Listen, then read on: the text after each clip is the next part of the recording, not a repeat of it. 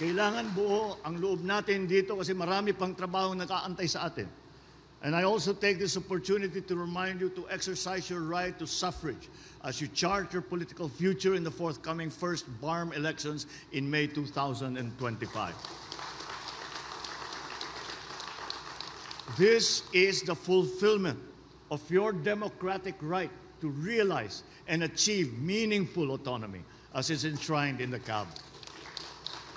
I urge you, safeguard those rights, empower yourselves, take part in our shared task of nation building.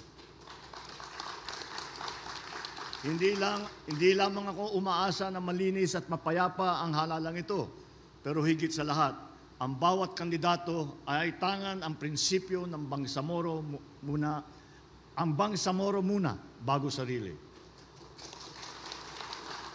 At titindig sa adhikain na better bangsamoro.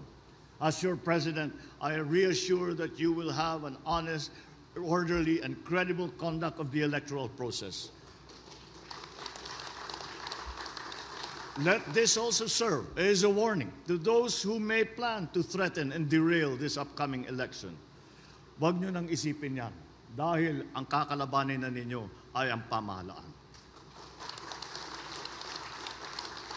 Instead, channel your energy to help build productive and thriving communities where citizens are offered wide livelihood opportunities and healthy living spaces.